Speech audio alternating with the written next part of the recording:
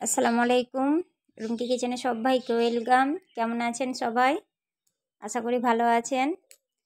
আজকে টক ঝাল মিষ্টি আমের আচার তৈরি করব। রোদে দেওয়ার কোনো ঝামেলাই নেই।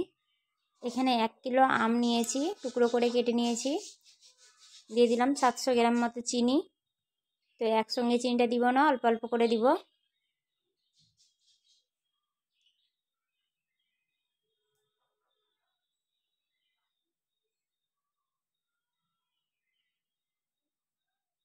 বাকি চিনিটাও দিয়ে দিব।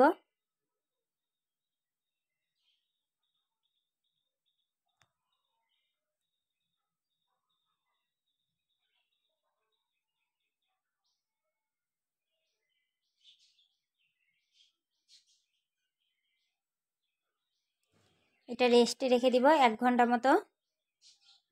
এর মধ্যে অনেকটাই চিনিটা ঘুলে যাবে।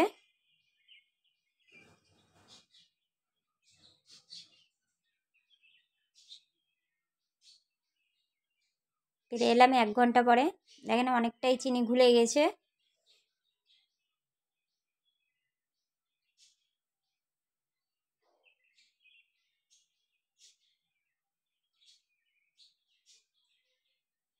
এবার আচার তৈরি করে নিব।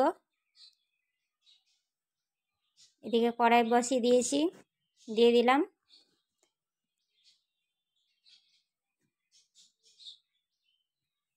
অনেকটাই চিনি ঘুলে গেছে।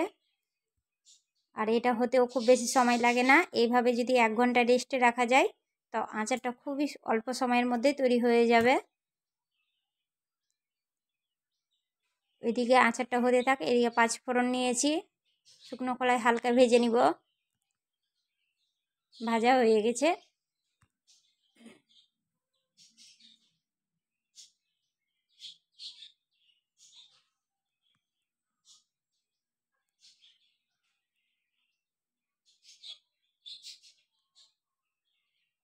দেখেন আচারের কালারটা কি সুন্দর চেঞ্জ হয়ে গেছে।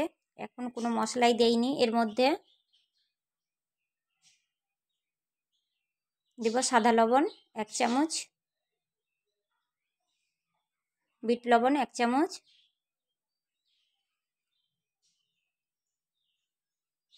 শুকনো লঙ্কা আদা ভাঙা,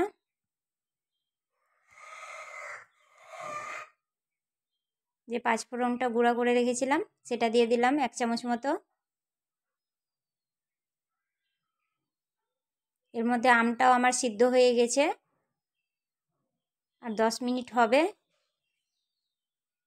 ভিনিগার দিয়ে দিলাম 2 চামচ মতো। এতে করে আচারটা খারাপ হবে না। আচারের কালারটা কি সুন্দর এসছে, দেখতে পাচ্ছেন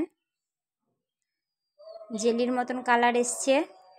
আর এইভাবে আচার করে রাখলে রোদে দেওয়ার কোনো ঝামেলাই নেই।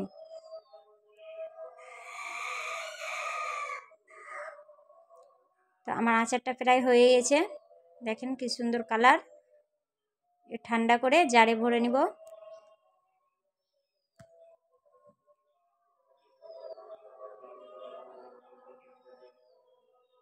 তো ভিডিওটি কেমন লাগলো অবশ্যই কমেন্টে জানাবেন। এরকম টক মিষ্টি ঝাল আমের আচার